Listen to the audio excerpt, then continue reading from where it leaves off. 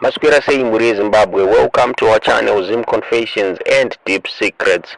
Kana kari kuchanga kuya pa channel ino, please subscribe kutirambe chikupa nyaya dzinenge chitika muno Zimbabwe. Then kana wagara waka subscriber, please don't forget to like and share this video.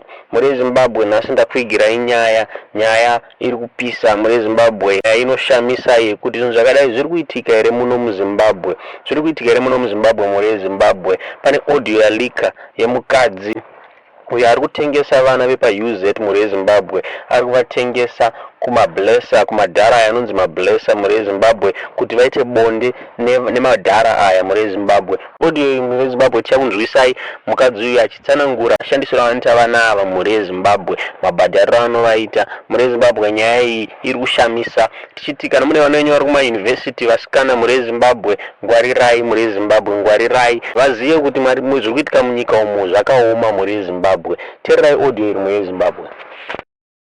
Okay. Come on. What you want to say? What's the deal? I'm not the type of. I don't know. Try get around my baby who use it as to a man. Yep. Okay. Yeah. So clearly, is a Kunavan, right? But then one I think early September, very purple. I mean, right now I'm now August, Parkuyama 1-1, right? So I was thinking we should make money with these 1-1s since Achitsangura because they don't really know a lot.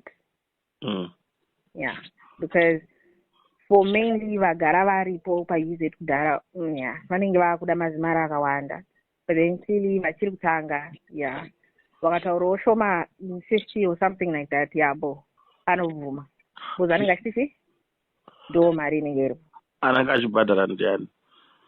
Yeah, now that's the thing. That's where you need to come in and help me look for people who would want. Akabhadhara $50 anenge achikawanda se. Zvakuenderana neiye munhu wacho. Kuti $50 pazuva here kana kuti? Pazuva. Huh? Tonight. Oh, you don't put $50. You want to pimp? Yes, that. Uchichaja $50. Iyo zobhadhara kuti musikana wacho. Inini ndini ndizobhadhara musikana wacho kupera kumwedzi. Oh, saka iwewe une mabhebhi auinawo anoda mafii. Ndozvandinotaura. Ndozvakuti hausinyazobuda pachena kanyaya yako kuti kani inini manzwisisa sei saka ndatobuda pachena yatobuda pachena. Kuti iwewe une mabhebhi manyama imbonitumira mapictures acho tione ndiadvertise kuboys rangu. Haungoudze kamunhu kuti padiwa mari munhu asina kuona bhebhi racho chichi. Alright. Kwewe urobhadharisa mari? Ani? Iwe? Munhu akamvanakirwa newe paanoenda kuzobhadhara omvanakirwa newe unoita se. Mati? Mati? Toti munhu auya kuzobhadhara kamari yake ka? Omvanakirwa newe unomubhadharisa here? Aiwa. No. Iye kana atonakirwa nenani chatodi bhiri ngatobva ratovharika because inini ndakupa selection yevasikana ka you're just supposed to select from those girls, not from me. So really, but mari yacho ngaite mari shinu ngaikona kubva waponda vanhu varume vanoita zvezvihuri havadi zvekubhadhara mari dzakawanda kana achizwa kuti ihit chete and that's it, hapana relationship. So how much then? Because hamungandizonditema 10 ndifanira kuzobhadhara vasikana vakupera kwemwedzi. Unovapa mari? Ndo zvandinoda kuona kuti ndichawana wakawanda seizi. Saka izvozvo vasikana varupiwa mari? Vari kupiwa izvezvi ndakakuudzaika yavari kupiwa kamunoti ndiri kunyeperai. Imari? 300? Yes. Pamwedzi? Achikwirwa everyday akati zve1 zvine zvakuenderana because some of these girls vari kutoshanda muclub anana Pablos nana Evitro. Mastudents? Mastudents ekuUZ akati mahure? Mastudents epaUZ. Vanotouya vachitotorwa every Friday. Vondoshanda muPablos? Vonoshanda muPablos zuva rese. Actually, ivo the whole night, right? Ivo chero vakazowana avawana in the club, right? Vanozongobuda voenda naye vonochaja mari yavo. But then you clearly yavo yavanenge vachitocharge mupublic vanotonzi vacharge 300. 300 Yeah. per night.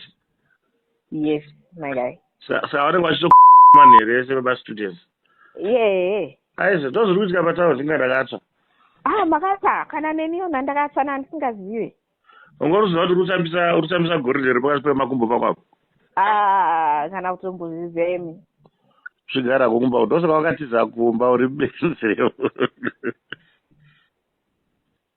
Makakwana here. Ndakukubata ndakukunzwisisa manje wakanzwa madhiri. Aiwa munoziva kuti ndakazanzwa rini. Ndakazanzwa ndakunoko because pandogara right pane vanoita zvetaxi saka vanoenda vachinotora vanhu vane 24 hours.